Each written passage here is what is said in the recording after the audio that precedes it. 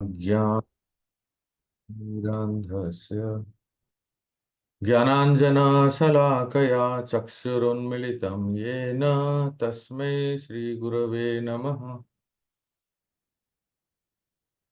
श्रीचैतन्यमनोभीष्टं स्थापितं येन भूतले स्वयं रूप कदा मह्यं ददाति स्वपदान्तिकम्।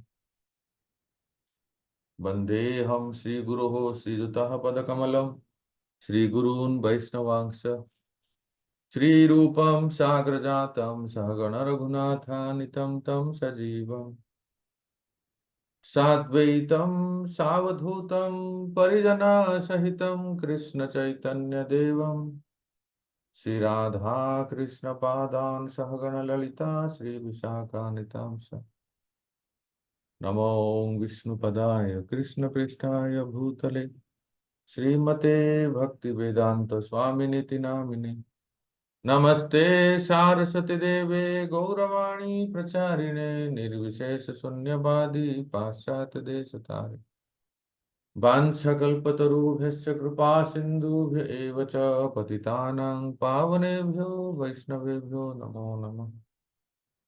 जय श्री कृष्ण चैतन्य प्रभु नित्यानंद श्री अद्वैत गदाधर शिवासादि गौरभक्तवृंद।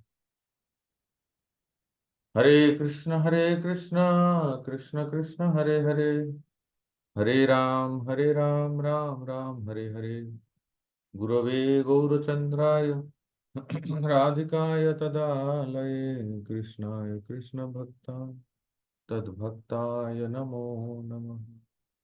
आराध्य भगवान ब्रजेश तनय तद्धाम वृंदावनम रम्या काचिदुपासना व्रजवधू वर्गेण या कल्पिता। श्रीमद्भागवतं प्रमाण अमलं प्रेम पुमाथो महा श्री चैतन्य महाप्रभु मतमिदं तत्रादरना परः। हरे कृष्णा। सभी भक्तों को सादर प्रणाम। और एक ब्रज धाम से दूर लंबी यात्रा करके आने के पश्चात ब्रज भूमि को स्पर्श करते ही अलग ही एक बहुत ही आनंद लगता है। और मैं सभी भक्तों को विशेष करके मदर हेम रूपा और तुंग विद्या माता और उनके जितने भी सब सखी सहेली हैं, जिनको जिन लोगों ने मुझे बहुत बहुत बहुत सहायता की है। मैं मेरे परम गुरु श्रील प्रभुपाद और गुरु महाराज के प्रतिनिधि के स्वरूप में मैं गया और सभी भक्तों से मिलकर बहुत अच्छा लगा, जो कि इस्कॉन भागवत महाविद्यालय को अपना मानते हैं। जिस स्कूल में, जिस कॉलेज में, जिस इंस्टीट्यूट में हम पढ़ते हैं, उसके प्रति इतना अपनापन है। ये बहुत अच्छा लगा। इनकी सहायता से हम श्रीमद् भागवतम की जो ये मंदिर बन रहा है, जिसका नाम है इस्कॉन भागवत महाविद्यालय, इसका निर्माण कार्य चल रहा है। तो इसलिए मैं हृदय से सभी भक्तों को धन्यवाद देता हूँ। विशेष करके गुजरात प्रांत के जो अहमदाबाद सूरत के जो भक्त हैं, बहुत सुंदर सेवा भाव है और स्नेह, एक परिवार की तरह आपस में एक दूसरे के प्रति स्नेह संबंध। इसलिए हृदय से धन्यवाद। और एक अनुभव आज हुआ, जो कि जैसे ही मैं आज वापस आया ब्रज में, मथुरा स्टेशन में उतरते ही मैंने स्वाभाविक रूप से प्रणाम किया। तो कुछ लोग बड़े अजीब से देख रहे थे और कुछ लोग बात भी कर रहे थे कि ये बाबा को कहाँ हो गए हो, ये स्टेशन को प्रणाम कर रहे हैं। तो वैसे कोई चाहे क्या सोचे, क्या चिंतन करे, वो हमें कोई मतलब नहीं। क्योंकि श्रीमद् भागवतम वर्णन करता है, एवं व्रतस्व प्रिय नाम कृत्या जातानुरोग राग दुतचित्त उच्चै हस्यति इति रोदति व गायति उन्माद बो लोक नृत्यति वाय। आप पढ़ोगे जब 11वां स्कंद 11th कैंटो, वहाँ महाराज निमि और नव योगेंद्र का संवाद है। तो भक्त होते कैसे हैं? तो 9 योगेंद्र में से एक योगेंद्र जिनका नाम है करभाजन मुनि, जो, तो वो कहते हैं कि जो जिस भक्त के मन में अपने आराध्य के प्रति अटूट श्रद्धा है और भक्ति है, वो लोग की परवाह नहीं करेगा, वो कहीं भी किसी भी स्थान पे उसको भक्ति का अंग पालन करने में कभी संकोच नहीं आएगा। हाँ, और अनुराग से वो गीत गाता रहेगा, कीर्तन करता रहेगा, उसको पता भी नहीं चलेगा कि कौन लोग मुझे टोक रहे हैं, कोई देख रहा है, कोई ताली बजा रहा है कि नहीं बजा रहा है, कोई उसको भान भी नहीं होगा। ये बहुत ही सुंदर एक भाव है। तो जब जैसे ही मैं आया ब्रजभूमि में, और यहाँ जो जो एक दिव्य आनंद है जो मैं आपको आज थोड़ा कुछ शेयर करना चाहता हूँ, वो ये है कि सबसे पहले मेरे मन में आया, जो मैंने बहुत पहले अपने गुरु महाराज से और वैष्णव से जो सुना था, वो है, जिस किसके वजह से आज ये ब्रजभूमि इतना सुप्रसिद्ध है और हम भक्तों के लिए एक दिव्य आध्यात्मिक आनंदमय स्थान है। अगर आप बाह्य वातावरण, क्लाइमेट की दृष्टि से भी देखेंगे तो अभी बहुत ही अच्छा मौसम शुरू हुआ है ब्रज में, जिसको कहते हैं शरत ऋतु। शरत ऋतु 2 महीने की होती है, आश्विन और कार्तिक। ये चल रहा है आश्विन, तो कल अमावस्या है ना। प्राय सभी घरों में श्राद्ध करते हैं, जो लोग को नहीं कर पाए या बचे हैं, तो हमारे पितर कल दोपहर तक हमारे साथ हैं। मध्याह्न के बाद वो फिर चले जाएंगे।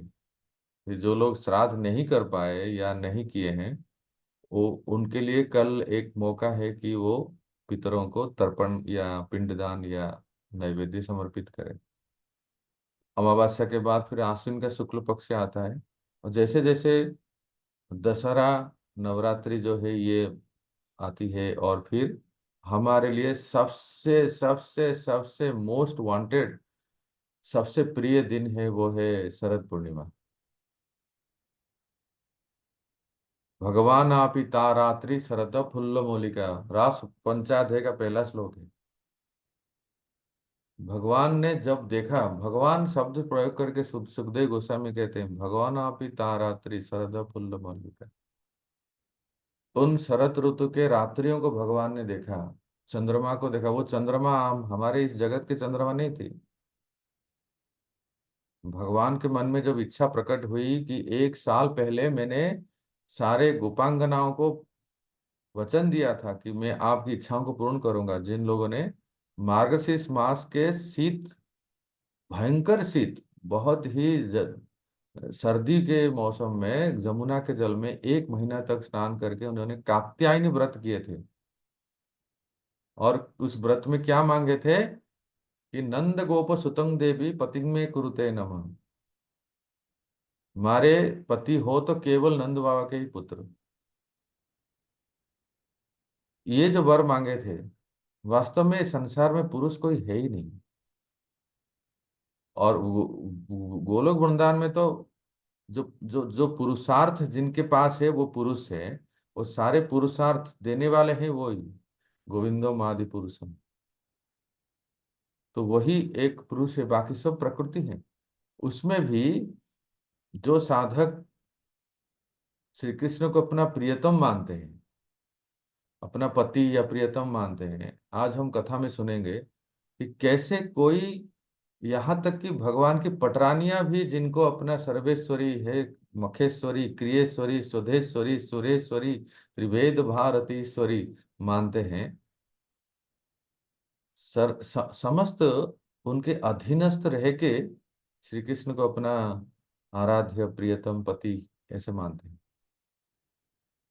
तो यही भगवान ने जब देखा उनकी इच्छाओं को पूर्ण करने के लिए, आगामी शरद का रात्रियों में आपकी इच्छा पूर्ण होगी, भगवान ने वरदान दिया था। तो सारे गोपांगनाएं जो अ,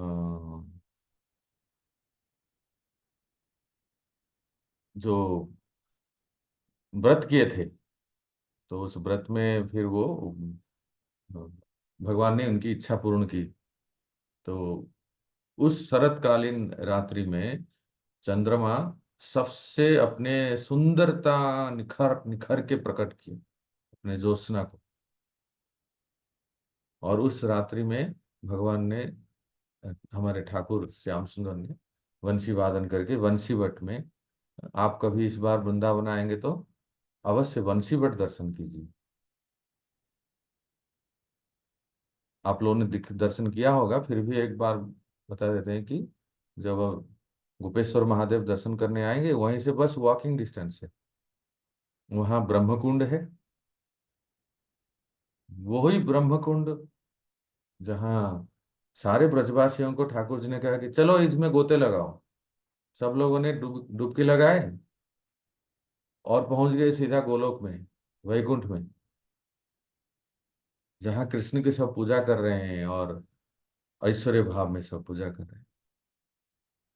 सारे देवताएं सब पूजा कर रहे हैं। अरे, सब सारे गोप बालक जो है सब सोचने लगे कि का हो गए हो, यहाँ तो कोई राधे राधे बोलना रहो है, यहाँ कोई राधे राधे नहीं बोलते। यहाँ सब गोविंदम आदिपुरुषम तमहं भज, ये सब गोविंदम आदिपुरुषम ही जन।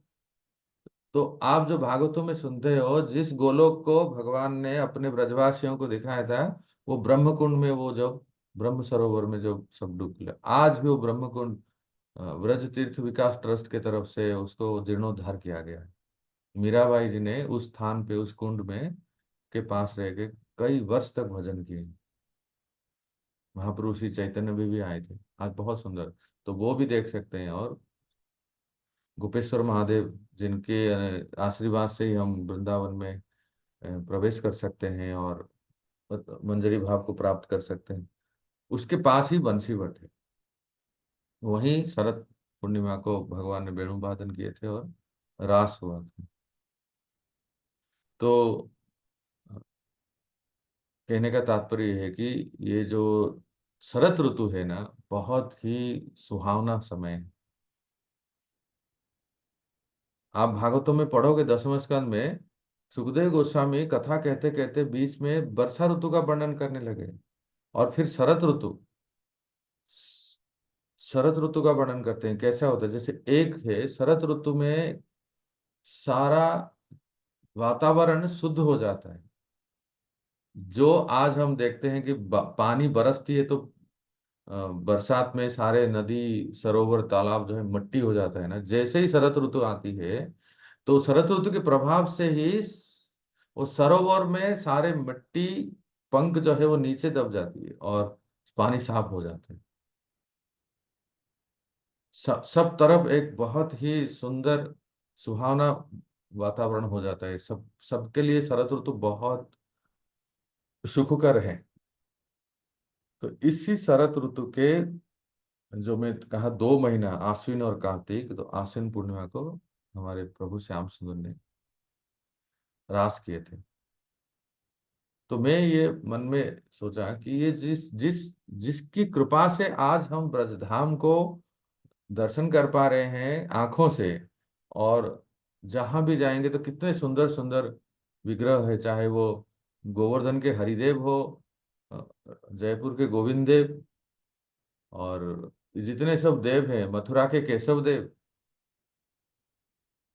और दाऊ जी महावन के, गोकुल महावन के बलदेव, ये हैं। या जितने सब महादेव हों, गोवर्धन के चकलेश्वर महादेव, वृंदावन के गोपेश्वर महादेव, मथुरा के भूतेश्वर महादेव, नंदगांव में आशेश्वर महादेव। आप वृंदाकुंड जाते हो तो वहाँ आशेश्वर महादेव दर्शन करेंगे। तो ये सब जो महादेव हैं, और काम्यवन में वृंदा देवी, ये सब जो देवियां हैं, योग माया मंदिर है वृंदावन में। तो ये सब देवियों को जिन्होंने प्रकट कराया, जिन देवों को और भगवान के श्री विग्रहों को स्थापना कराया, तो उन महात्मा भगवान के श्री प्रपौत्र श्री बज्रनाभ जी की कृपा से ही हमें सब प्राप्त हो। उनका नाम बज्रनाभ क्यों पड़ा और वो कैसे रह गए, जबकि आप कथा सुनते हो, अंतिम लीला में ठाकुर जी जब लीला पर्यावसन करके अपने धाम प्रत्यावर्तन करने वाले थे, उस समय एक्चुअली ठाकुर जी की ही एक तरह से आयोजन से होता है। कुछ संत महात्मा लोग द्वारका आते हैं और नित्य दर्शन करने के लिए आते हैं। द्वारका तो उनके लिए आराध्य स्थान है, क्योंकि साक्षात प्रभु विराजमान रहते हैं। पर उस समय कुछ कारणवश कुछ हमारे श्याम सुंदर नहीं थे, हस्तिनापुर आ गए थे। और कभी कोई साधु संत महात्मा घर में आते हैं तो सब लोगों का ये स्वभाव है, सब उनकी बहुत अच्छा स्वागत करते हैं, अगवानी करते हैं, सेवा करते हैं, से हमारे प्रथा है। पर मैंने कहा ना, ultimately it is the desire of Lord only कि अपने लीला को समापन करके वो अपने धाम को प्रत्यावर्तन करना। तो ये जो जाम्बवती नंदन सांब और सारे ये जो राजकुमार थे, जो लड़के थे, जो कि एक तरह से देखा जाए तो भगवत अंश है और उनमें देवांश भी है, पर एक अ, उद्धत कि हमारे जैसे सौंदर्यवान, रूपवान, बलवान संसार में कोई नहीं है, ऐसा है। तो उन्होंने उन साधुओं के प्रति थोड़ा सा मजाक किया, परिहास किया। तो देखिए, हमारे हमारे गुरु महाराज आते हैं ना मंदिर में, या हमारे घर में आते हैं, जो हमसे आयु में ज्ञान में वरिष्ठ हैं। तो जो बच्चे हैं, जो लड़के हैं ना, घर के बच्चे हैं, उनको कहते हैं आप प्रणाम करो, गुरु महाराज आए हैं, कोई सन्यासी आए हैं। तो पर मजाक नहीं करना चाहिए बच्चों से। उन लोगों ने थोड़ा परिहास किया। परिहास ये है कि भाई ये साधु महात्मा है, त्रिकालदर्शी है, थोड़ा अगर ये सही में कितना त्रिकालदर्शी सब जानते हैं, तो भूत भविष्य सब जानते हैं, तो बता सकते हैं ना, राइट। तो फिर आप जानते हो कि वो अ, एक वेश बदल के शाम को वो एक कन्या बना दी और फिर आके पूछते हैं। तो सारे संत महात्मा जो ने अपने दिव्य दृष्टि से देख लिए कि ये परिहास कर रहे हैं, ये कोई गर्भवती महिला नहीं है, ये सांब है, अनिरुद्ध है, जाम्बवती नंदन सांब है। और दुर्वासा जी से तो सहन नहीं हुआ। क्या पता हमारे जो भक्त ग्रुप में कोई एक आध दुर्वासा हो जाते हैं तो संभाल के रहना पड़ता है ना। उनसे थोड़ा प्रयास ना करें तो अच्छा है, नहीं तो कुछ भी हो सकता है। दुर्वासा जी समझ गए और उन्होंने कहा कि तुम पूछ रहे हो ना कि इस स्त्री के गर्भ में क्या है। स्त्री के गर्भ में मूसल है और वही तुम्हारे वंश का नाश का कारण होगा, बस हो गया कल्याण। ये लोग तो अचंबा हो गए और क्या करे, अब क्या करे। तो राजा को जाके बताए, महाराज उग्रसेन ने कहा बस इतनी सी बात है, जाओ उसको आप चूर्ण कर दो और समुद्र में फेंक दो और डाल दो, समुद्र में नष्ट कर दो। तो ये सब बातें जो कहने का अर्थ है कि वो दुर्वासा जी की श्राप जो यदुवंश का नाश का कारण बना, वो वज्रनाभ को क्यों नहीं लगा। वज्रनाभ भी तो यदुवंशी है ना। तो ये इसीलिए आज हम ब्रज में जो देख रहे हैं उनकी कृपा से। उनका नाम वज्रनाभ कैसे हुआ सुनिए। सबसे पहली बात है, जब हम सुनते हैं कि कुरुक्षेत्र में 100 कई वर्षों के बाद, लगभग 100 वर्षों के बाद जब मिलन होता है ब्रजवासियों का, श्री कृष्ण से मिलन होता है, तो सारे ब्रजवासी भी जाते हैं सूर्य ग्रहण के समय। वहां कुरुवंशी भी आते हैं, यदुवंशी भी आते हैं, सारे क्षत्रिय कुल वंश आते हैं और ब्रजवासी भी जाते हैं। तो ब्रजवासी जब जाते हैं तो मन में होता है कि श्रीमती राधा रानी और गोपियां भी जाते हैं।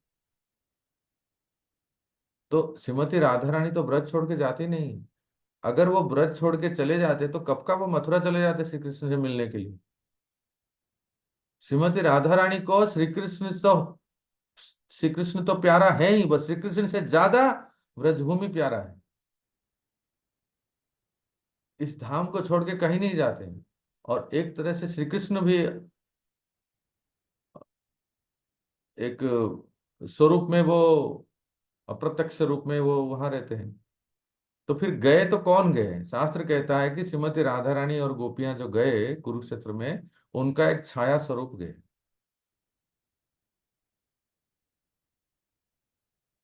तो जो छाया स्वरूप गए वो लोग श्री कृष्ण से मिले, और 10.82 भागवतम 10वां स्कंद का 82 अध्याय कुरुक्षेत्र में मिलन का वर्णन आता है। तो हम पढ़ते हैं, सुनते हैं। तो फिर उसमें क्या है कि सारे गोपियां और श्रीमती राधा रानी ये सब छाया स्वरूप जो है वो उसमें गए। तो वहां आप जगन्नाथ लीला में सुनते हो कि सारे गोपियों की इच्छा हुई कि श्री कृष्ण को वापस ले आए। तो वहां जो सखा लोग मिले कृष्ण से, तो वो लोग अपनी हंसी मजाक करने लगे। अरे कन्हैया, ये क्या, ऐसा क्या, कहाँ गए तुम्हारा मोर मुकुट ये सब? वो तो पूरा राजसी वेश में थे। तो वहां जब गए तो उस समय कुरुक्षेत्र में श्री कृष्ण के 16,108 रानियों से विवाह, एक पुत्र पौपुत्र भी हो चुके थे। पुत्र पौत्र इत्यादि सब बहुत वर्ष के बाद मिले। तो श्री कृष्ण से जब मिले तो रानियां जो थे बहुत उतावले थे। रुक्मिणी आदि 8 रानी और 16,108 रानी, जिनको पता था कि हमारे पतिदेव रात को क्यों नहीं सो पाते हैं। क्या उनको इंसोम्निया हो गया? हरी हरी, हमारे पतिदेव की तकिया भीगी क्यों रहती है? और रात को क्या वो बड़बड़ाते हैं, क्या बोलते हैं? तो द्वारका में कृष्ण कथा चलती थी। तो जब पूछते थे, कभी रोहिणी मैया से पूछते तो रोहिणी मैया ब्रज में थी ना रोहिणी मैया। तो रोहिणी मैया सारे जो एल्डरली गोपियां हैं, जो वयोवृद्ध अ, माताएं हैं, उनको कथा सुनाते थे। रानियों को भी कथा सुनाते थे। और जो बलराम है वो सारे गोप पुरुषों को कथा सुनाते थे, ब्रज की कथा। और जितने रानियां थे, कभी रोहिणी सुनाती थी और कभी कभी रुक्मिणी देवी सुनाती थी। आश्चर्य लगता है ना, इंटरेस्टिंग। रुक्मिणी देवी को ब्रज की लीला के बारे में कैसे पता चला? थोड़ा सा उन्होंने याद। ब्राह्मण से सुना था ना। हाँ हाँ। ब्राह्मणों से सुना था उन्होंने, श्रवण करते थे। जी, हेमरूप राधा माता अच्छे बोल रहे हैं। देखो थोड़ा याद करते हैं, ठीक है। प्रेम पत्र को याद करते हैं। First love letter, original love letter.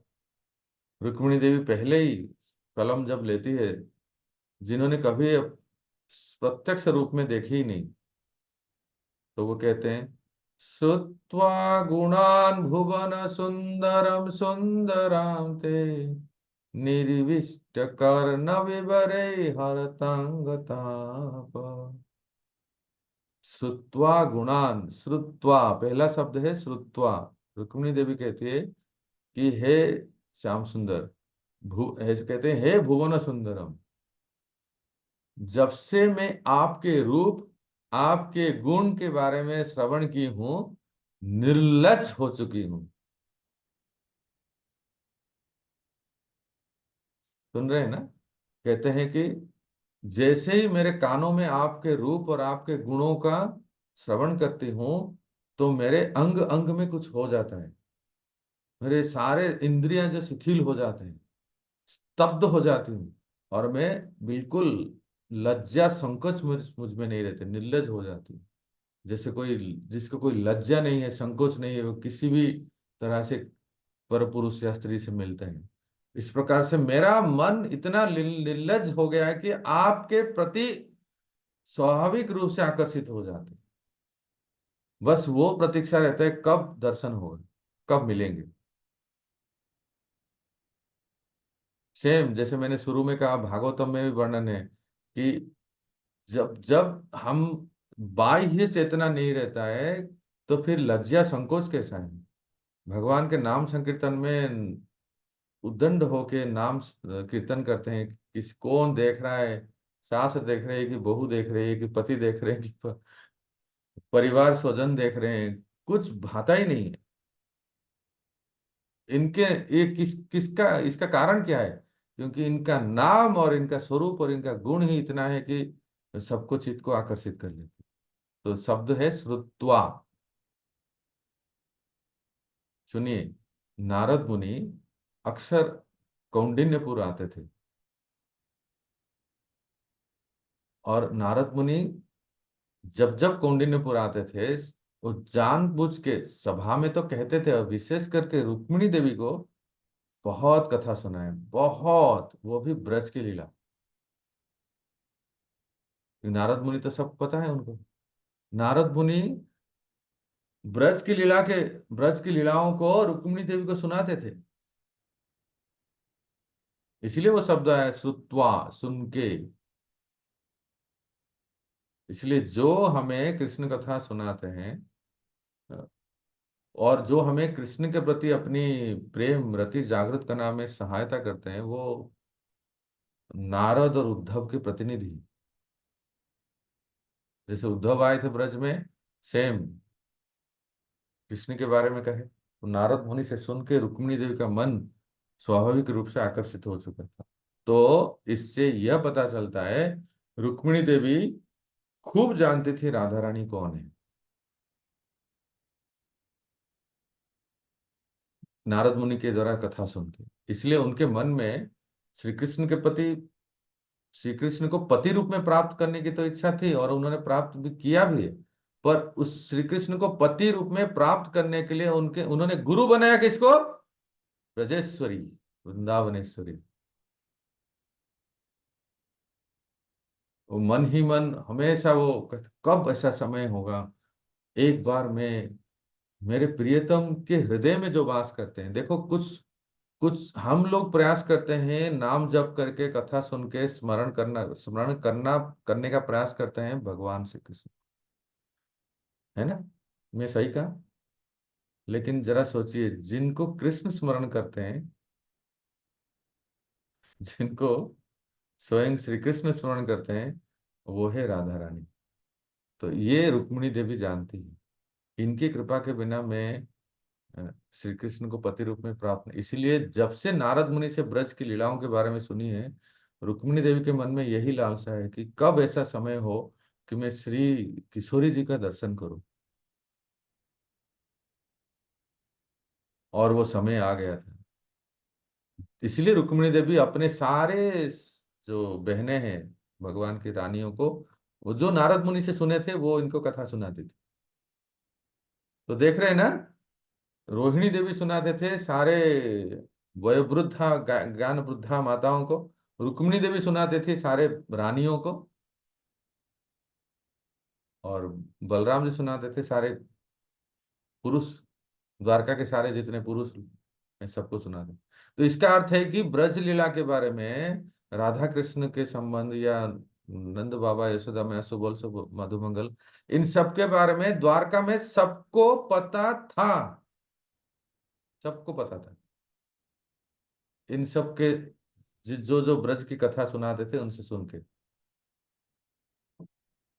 इसलिए पूरे द्वारका वासियों को भी बड़ी इच्छा थी कि कब ऐसा समय आ गया कि ब्रजवासियों से मिलूं, जिनके बारे में हमने इतना सुना। और वो समय आ गया कुरुक्षेत्र के सूर्य ग्रहण के समय, जब बाबा, मैया, सीताम, सुबल, मधुमंगल, सखा, गोप गोपियां सब आए। तो सारे द्वारकावासी बड़े उत्सुकता में थे कि हमारे द्वारकाधीश के चित्त को जिसने चुराया है, और जो इतना प्रेम करते हैं, वो लोग कैसे हैं? सब मिलते थे। हाँ, और सुनिए, उस कुरुक्षेत्र के जो सूर्य ग्रहण के समय, तब कौरव और पांडवों के बीच में जो मतभेद तो पहले बचपन से ही था, थोड़ा सा था, पर वो इतना ज्यादा नहीं था कि एक युद्ध हो जाए। तब वे सब मिलके रहते थे। अर्थात कुरुक्षेत्र के सूर्य ग्रहण में भीष्म पितामह द्रोणाचार्य, गुरु द्रोणाचार्य और धृतराष्ट्र और उनके सारे सैकड़ों पुत्र और पांडव ये सब आए थे। और ये ठीक राजसूय यज्ञ से थोड़ी पहले, अर्थात युधिष्ठिर महाराज ने ऐसी व्यवस्था की थी, क्योंकि वो अभी चक्रवर्ती सम्राट होने जा रहे थे श्री कृष्ण की कृपा से।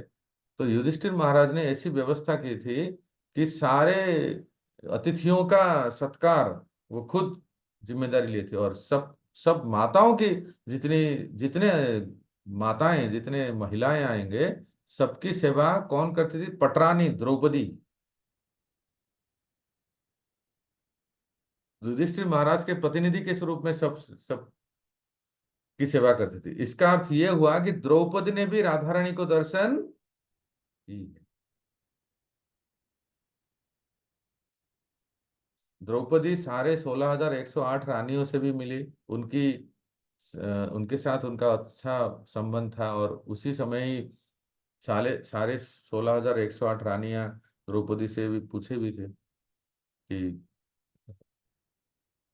हम 16,108 हैं और हमारे पति एक हैं, और आप एक हो और आपके 5 पति हैं। तो द्रौपदी ने उस समय भागवतम क्लास सुनाई थी, ये भी आप सुने होंगे। सभी रानियों को उन्होंने आर्ट ऑफ प्लीजिंग हस्बैंड, तो कैसे गृहस्थ आश्रम में पति पत्नी में संबंध है, ये द्रौपदी से सब रानियों ने सीखे थे। तो उनके मन में जो उत्सुकता थी कि सारे ब्रजवासियों से मिलने की, तो मिलन हुआ हो, श्रीमती राधा रानी और गोपियों से मिले। सूर्य ग्रहण का समय पूरा हो गया, समाप्त हो गया। अब सारे रानियां विशेष करके रुक्मिणी देवी, इन सब की बड़ी इच्छा हुई कि क्यों ना हमारे ठाकुर जी के सबसे प्रिय जो हैं उनको हम द्वारका बुलाएं। तो सारे ब्रजवासियों को, रुक्मिणी देवी के प्रेम के बारे में आपको मैं एक बात बता दूं। कोई पति, जैसे आप लोग देखो कितने सब पतिव्रता पत्नी है, सब पति जब बाहर जाते हैं, किसी किसी काम में जाते हैं, जॉब पे जाते हैं, यहाँ तो साक्षात महासंग्राम होने जा रहा है। कुरुक्षेत्र युद्ध में जितने दिन भगवान श्री कृष्ण रहे, क्या मन में प्रश्न नहीं होता है कि रुक्मिणी देवी कैसी रहती होगी अपने पति के विरह में? सही कह रहा हूं? तो सुनिए, जितने दिन भगवान श्री कृष्ण महाभारत युद्ध में कुरुक्षेत्र, हस्तिनापुर इत्यादि सारे राजनीतिक अ, जंजाल में थे और सबको धर्म धर्म की स्थापना कर रहे थे, रुक्मिणी देवी से श्री कृष्ण की विरह सहन नहीं होता। अपने हाथों से ही एक उन्होंने एक हमारे उनके पति देव की एक मूर्ति अंकित की, मूर्ति को बनाए। और शायद आप लोगों को, मुझे तो लगता है हेमरूप माता और तुंग विद्या माता को ज्यादा पता होगा, क्योंकि उस प्रांत के हैं। मैं जो सुना हूं कि जिस जिस जिस मूर्ति को, जिस श्री विग्रह को श्री कृष्ण के विरह में रुक्मिणी देवी ने जो बनाया था ना, वही है द्वारकाधीश। और जो बड़ा स्वरूप है वो तो डाकोर में है, एक बड़ा स्वरूप भी है ना। तो द्वारकाधीश और कोई नहीं है, बल्कि श्री कृष्ण के विरह में जो रुक्मिणी देवी ने बनाई हुई जो श्री विग्रह। तो यहाँ देखिए, रुक्मिणी देवी ने, सारे रानियों ने श्रीमती राधा रानी और गोपियों को बुलाए द्वारका। और जैसे उनकी निमंत्रण स्वीकार करके सारे गोपियां श्रीमती राधा रानी के साथ द्वारका में आए। और बहुत समय तक द्वारका में रहे और उनको बहुत सेवा की, बहुत सेवा की। और सेवा कौन की है सुनिए, रुक्मिणी देवी के निर्देशन में भगवान के पुत्र साक्षात कामदेव प्रद्युम्न जी, प्रद्युम्न के पुत्र अनिरुद्ध और अनिरुद्ध की पत्नी उषा, उषा देवी ने श्रीमती राधा रानी की सेवा की। सबको सेवा का मौका मिला, लेकिन विशेष करके जो सर्विस इंचार्ज थी, जो पर्सनल सेवा में, व्यक्तिगत सेवा में, वो कौन थी? उषा। और उस समय उषा गर्भवती थी। और उषा, जब बद्रीनाथ जी उषा के गर्भ में थे, तो उषा श्रीमती राधा रानी की इतनी सेवा की कि अगर बद्रीनाथ श्री कृष्ण के प्रपौत्र लगते हैं तो राधा रानी बद्रीनाथ की क्या लगेंगी? दादी के दादी।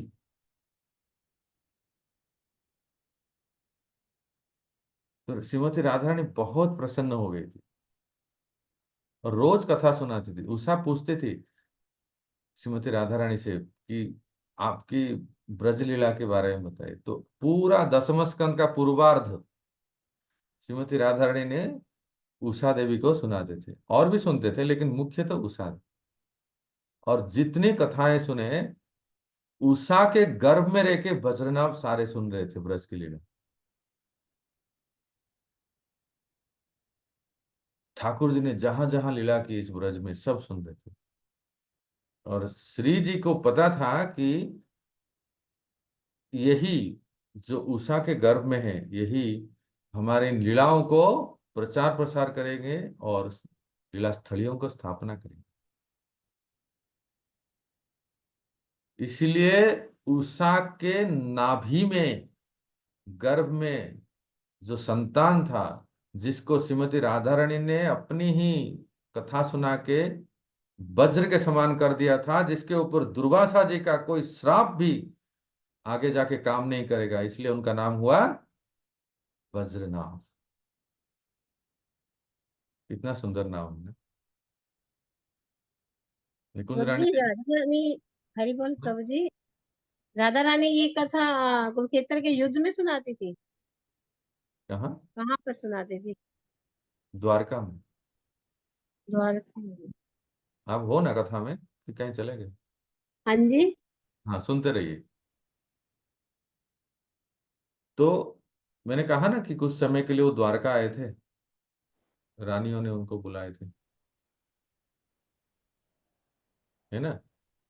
तो इत, इतना सुंदर उन्होंने कथा श्रवण कराए। बद्रीनाथ जी ने सारी कथाओं को, देख रहे हो ना, कोई कोई माता गर्भवती होती है ना, उनको कैसे कृष्ण लीला, कृष्ण की कथाओं को सुनना चाहिए। उसका बहुत प्रभाव पड़ता है। इसके कई प्रमाण हैं, और ये एक प्रमाण है। तो बद्रीनाथ जी ने सारे ब्रज की लीला गर्भ में रह के सुने थे। वो भी कथा प्रवक्ता कौन है? साक्षात श्री जी, किशोरी जी। इस कारण से भी जब दुर्वासा जी का श्राप हुआ कि बस यदुवंश का नाश हो जाए, तो यही, क्योंकि दुर्वासा जी श्री कृष्ण के अनन्य भक्त हैं और वो राधा रानी के भी भक्त हैं। लीला में तो वो राधा रानी को आशीर्वाद देते हैं, नहीं अन्यथा वो जानते हैं कि ये साक्षात किशोरी जी हैं, तो उनके वो दुर्वासा जी ने बहुत उनके अनन्य भक्त हैं। इसलिए श्राप देते समय उन्होंने उन्होंने शायद मन में ये विचार किए, जो जो जो संतान गर्भ से जन्म हो चुके हैं उनका नाश हो जाएगा, जो गर्भ में उसका नाश नहीं होगा। क्योंकि जो गर्भ में है वो राधा रानी के द्वारा सुरक्षित है। इन सब लीलाओं से हमें ये पता चलता है कि देखो, आ, एक तो साधना करना चाहिए, जरूरी भी है, पर केवल अपने साधना से हम ठाकुर जी को प्राप्त कर लेंगे, ये इतना संभव नहीं, इतना शक्य नहीं है।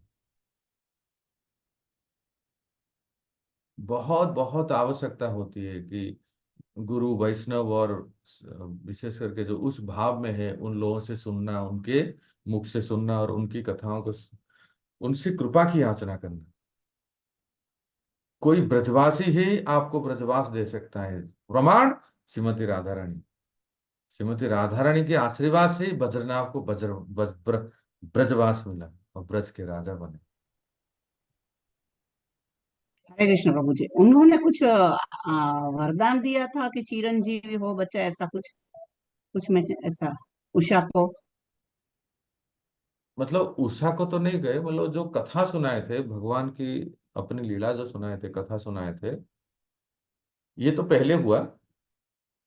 उसके बाद जाके दुर्वासा जी का श्राप हुआ। पर दुर्वासा जी का श्राप जो था कि यदुवंश का नाश होने के लिए, जो गर्भ में है उनके लिए नहीं था। और उनको, दुर्वासा जी त्रिकालदर्शी है ना, सब कुछ जानते हैं। उनको पता था कि कम से कम भगवान के वंश में एक कोई रहेगा जो भगवान की लीलाओं को प्रचार प्रसार करेगा। इसलिए वो दुर्वासा जी का श्राप बज्रनाभ जी के ऊपर नहीं था। और उद्धव जी के ऊपर भी नहीं था। उद्धव जी का भी नाश नहीं हुआ। उद्धव जी अ, उस समय नहीं थे। उद्धव जी तीर्थाटन में चले गए थे। तो कहने का अर्थ है कि जो हम याचना करते हैं कि मोरोई अभिलाष विलास कुंज दियो वास, नयने हरि व सदा जुगल रिपो राशि। ये वृंदा देवी से जो हम याचना करते हैं, ये कृपा याचना जो यहाँ रहते हैं, ब्रज में रहते हैं, ब्रजवासी जो भगवान के अनन्य भक्त हैं, उनसे हम प्रार्थना करते हैं और श्रीमती राधा रानी से प्रार्थना करते हैं, तब हमें ब्रज में आने का और कुछ दिन भी या वास करने का, दर्शन करने का सौभाग्य प्राप्त होता है। इसलिए प्रार्थना बहुत, जो भक्ति विनोद ठाकुर एक प्रार्थना में कहते हैं, आपको बताऊं, एक सुंदर प्रार्थना है, देखिए।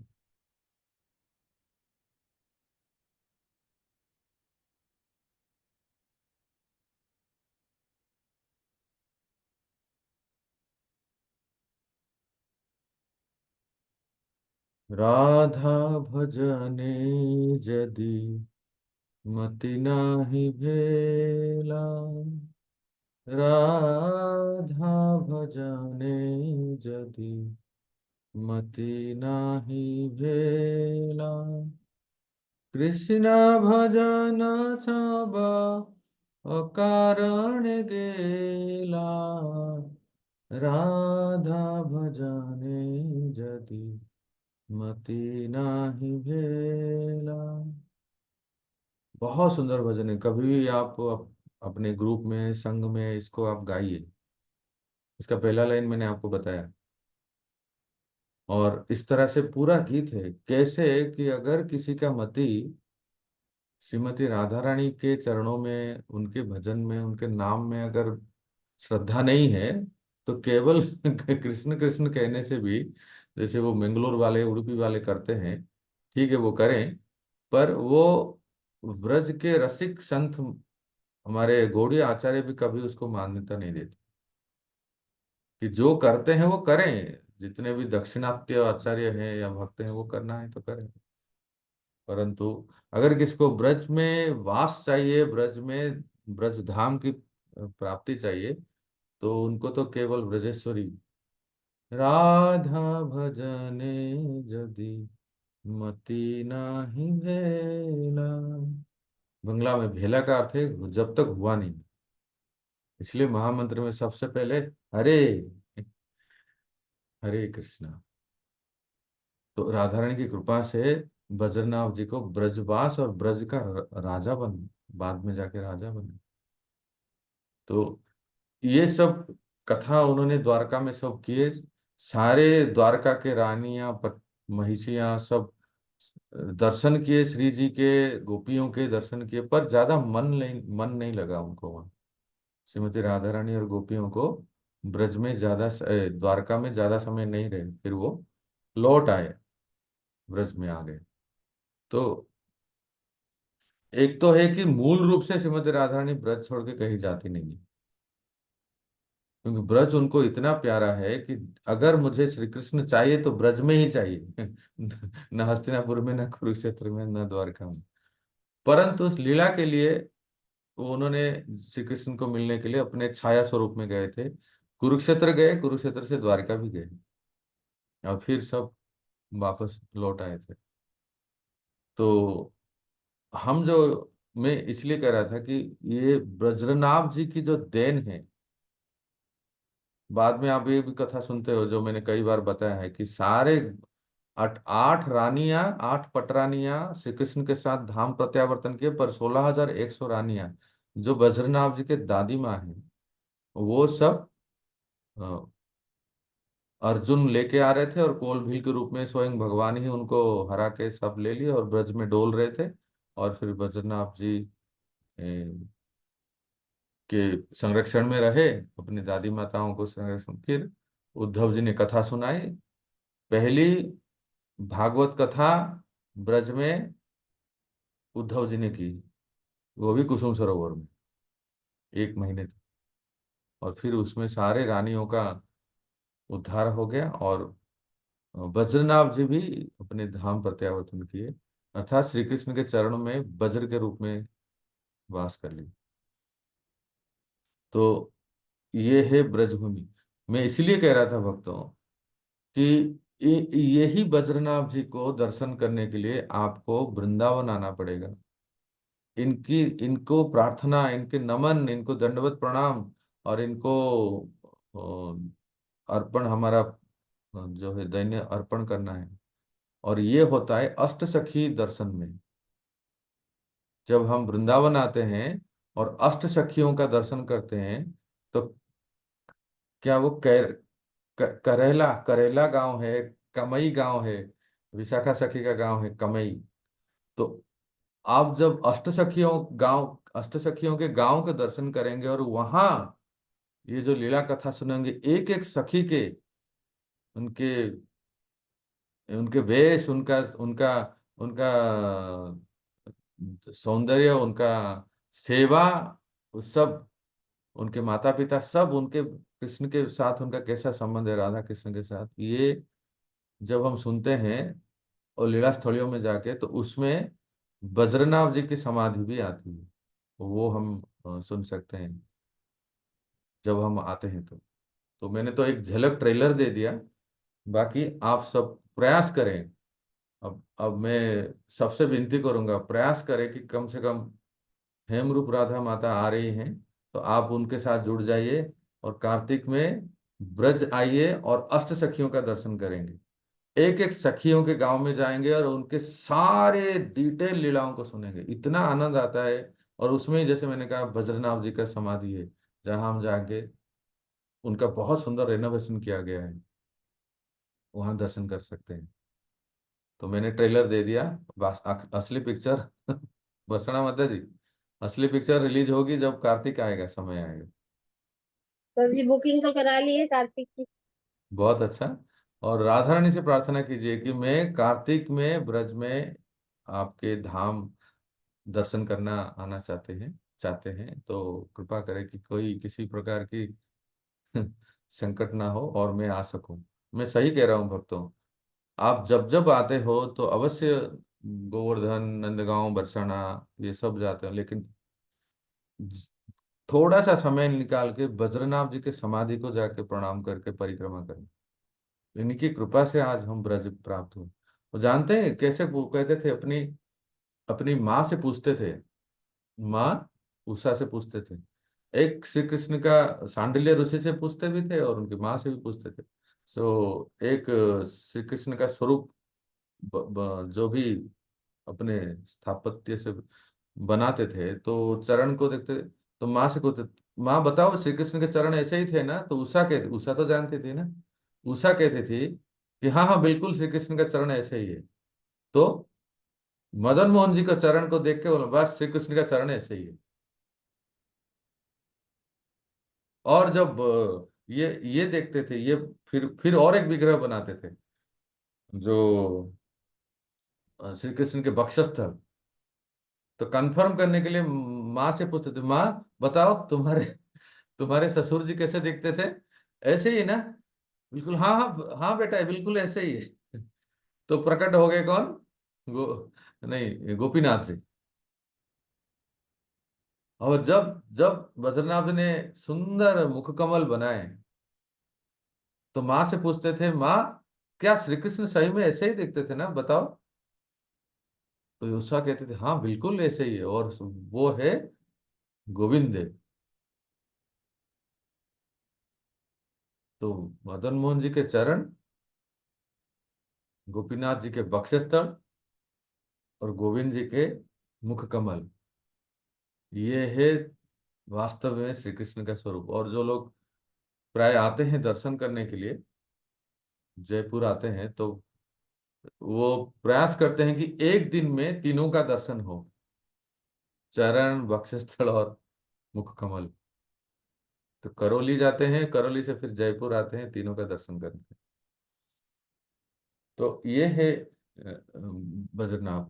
अब हम थोड़ा सा भी बस 2-4 मिनट में थोड़ी सी कथा करते हैं, अभी तो इसमें समय हो गया। प्रभु जी एक प्रश्न था। हाँ बोलिए। ब्रजनाथ जी उषा माता से जो पूछते थे, तो तब तक यदुवंश का नाश हो गया था, उषा माता उनके साथ थी, या ब्रजनाथ जी बचपन में ही माता पिता चले गए थे, उनका पालन पोषण कैसे हुआ था, वो कैसे था? देखो, जो यदुवंश का नाश हुआ जो वर्णन आता है ना, वो पुरुषों का, जो पुरुष होते हैं ना, जितने यदुवंशी थे, वही लोग लड़ भिड़ के एकदम मारपीट करके सब सब सब सब सब। वहाँ माताओं का कोई वर्णन नहीं है। ठीक है। तो रानियां थे, माताएं थी। अब ये है कि मैं थोड़ा विचार करें तो, जब कुरुक्षेत्र आए थे, कुरुक्षेत्र से द्वारिका आए थे, तो उषा गर्भवती थी। और उसके बाद फिर यदुवंश का नाश हुआ, तो बद्रीनाथ जी का जब जन्म हुआ, उन्होंने शायद बहुत ही बचपन में श्री कृष्ण को दर्शन किए होंगे, ऐसा प्रतीत होता है, समय को अगर देखा जाए तो। जैसे मैंने कहा था, परीक्षित महाराज ने भी श्री कृष्ण को दर्शन किए थे। आयु के अनुसार परीक्षित बद्रीनाथ से बड़े थे, इसलिए वो चाचा लगते थे। वो हस्तिनापुर के राजा थे और ये ब्रज के राजा थे, राजा बनाए थे। परंतु वो जब एक एक करके सारे विग्रहों को प्रकट कराए, बद्रीनाथ जी ने स्थापना की, लीला स्थलियों का स्थापना की अलग अलग, तो वो अ, सांडिल्य ऋषि नंद बाबा के कुलगुरु, उनसे और अपने माता से भी पूछते थे। उसके बाद सबका उद्धार हो गया। कथा, उद्धव जी से कथा सुनने के बाद सब लोग अपने धाम प्रत्यावर्तन किए। आप पूछेंगे परीक्षित महाराज क्यों नहीं, ना परीक्षित महाराज नहीं थे ना, वो कथा के बीच में ही वो चले गए थे। याद है ना, मैं जब कथा सुनाया था, वो चले गए थे क्योंकि कली का आक्रमण हो रहा था, इसलिए कली को रोकने के लिए वो चले गए। उनके लिए तो साक्षात सुखदेव गोस्वामी आके कथा सुनाए। और कोई प्रश्न? प्रभु जी एक प्रश्न और है। हम्म। रुक्मिणी माता जी ने एक और मूर्ति बनाई थी जो उड़पी कृष्ण है, ऐसा मैंने सुना था। उड़पी कृष्ण रुक्मिणी माता जी ने बनाई थी मूर्ति। हाँ, ये भी एक है, वर्णन आता है ना। और फिर वो गोपी तालाब में थे। वो फिर मध्वाचार्य के फिर वो जो गोपी चंदन लेके है। गए थे यात्रा में अपने, वो तूफान समुद्र वाली, मतलब उसमें गई थी वो, हाँ वही। ऐसा मैंने सुना है कुछ। हाँ हाँ, तो वो वो भी है। और गुरुवायूर के भी ऐसे ही है ना, गुरुवायूर भी जो है केरला में, वो भी शायद ऐसे ही है। रुक्मिणी देवी पूजा करती थी, और फिर जब वो लीला प्रकट हो गए सब, तो साक्षात वायुदेव और देवगुरु बृहस्पति उस विग्रह को सुरक्षा दिए। फिर अभी बाद में वो केरला में अभी पूजा पा रहे हैं, गुरु वायु। ठीक है। और कोई? तुंगे विद्या माता। नहीं प्रभु जी, गुरुवायूर का मैंने दर्शन किया है, बहुत सुंदर है। लास्ट ईयर में गई थी साउथ में तब। हम्म। तो यही है कि मैं थोड़ा सा 2 मिनट में यही कह देता हूँ, जो हमने कथा सुना था कि श्री कृष्ण ब्रज में आए और बलराम जी के लिए प्रतीक्षा कर रहे थे। पर पूर्णमासी ने क्या बोली थी कि बस बहुत वर्षों के बाद आप आए हो, इसलिए सबसे पहले आप चलो और बलराम जी के स्वागत हम बाद में कर लेंगे। तो इस प्रकार से पूर्णमासी जी के कहने पर श्री कृष्ण, पूर्णमासी ने ये कहा कि सब लोग जो है सब एक बरगद के पेड़ के नीचे सब लोग इकट्ठा हो जाइए, और फिर पहले इतना दंत वक्र का वध करने के बाद श्री कृष्ण आए, थके हैं, इसलिए उनको पहले भोजन देते हैं, और फिर थोड़ा सा लाइट भोजन, मतलब यशोदा मैया तो वहां बनाई है, पर यहाँ थोड़ा सा कुछ हम उनके स्वागत करते हैं, फिर हम गांव में प्रवेश करेंगे। तो मैं सोचता हूँ कि इसको हम अभी शुरू करें तो फिर विराम नहीं हो पाएगा, इसको कल सुनते हैं। कैसे श्री कृष्ण, पूर्णमासी जी और विशेष करके उनकी जो सखी है ना वृंदा देवी, देखो सखी 5 प्रकार की होती है। उज्ज्वल निर्मणि रूप गोस्वामी पास सखी, प्रिय सखी, प्रिय नर्म सखी, प्राण प्रिय सखी, और एक उस परम प्रेष्ठा सखी। मैं आपको कल स्पष्ट रूप से बताऊंगा। ये 5 प्रकार के सखी होते हैं जो श्रीमती राधा रानी के साथ हैं और श्री कृष्ण की सेवा में। तो इसमें से ये जो 8 सखियां हैं जिनको ब्रज में अष्ट सखी दर्शन कहते हैं, वो किस कैटेगरी में आते हैं वो सब वर्णन है, आगे सुनेंगे। लास्ट में क्या कौन सा बोला प्रभु, प्राण प्रिय सखी के बाद? परम प्रेष्ठ सखी। तो इसमें तुंग विद्या माता आप कहाँ है मुझे तो पता नहीं, वो बाद में पता चलेगा। 5 में से आप सब कहाँ है? नहीं, हम जब सुनेंगे, देखो बात यह है कि लोभ जागृत कैसे होता है, सुन समझ रहे हैं तुंग विद्या माता? जब सुनेंगे तब लोभ जागृत होता है कि काश हम भी इसी मनोभाव में भजन करें, सेवा करें, और हमारा भी ऐसे गति हो। तो इसलिए श्रवण जरूरी है बहुत। देखा ना, तो हमने सुना आज रुक्मिणी देवी ने इतना श्रवण किया कि उनका चित्त मन जो आकर्षित हो गए थे। इसलिए श्रवण से ब्रज के प्रति आकर्षण, ब्रजवासियों के प्रति आकर्षण, राधा कृष्ण के प्रति आकर्षण, लोग श्रवण से ही होता है। ठीक है, तो यहीं विराम देते हैं। कल हम आगे का सुनेंगे कि कृष्ण वृंदावन में प्रवेश कैसे करते हैं। हरे कृष्ण। कल सब आए हैं, बुधवार है पर क्लास होगी कल। शिल प्रभुपाद की जय। प्रभु जी वो हरि नाम चिंतामणि की क्लास नहीं हाँ, होगी क्या? वो करेंगे, उसके बाद करेंगे, उसके नेक्स्ट डे करेंगे। बहुत जरूरी है वो कि नाम नाम जब हम अच्छी तरह से जप करते हैं, नाम को जप करते समय जब वो सावधानियां बरतते हैं, तो फिर हम लीलाओं को आस्वादन कर सकते हैं और स्वरूप को प्राप्त कर सकते हैं। बहुत आवश्यक है। ठीक है, हरे कृष्ण।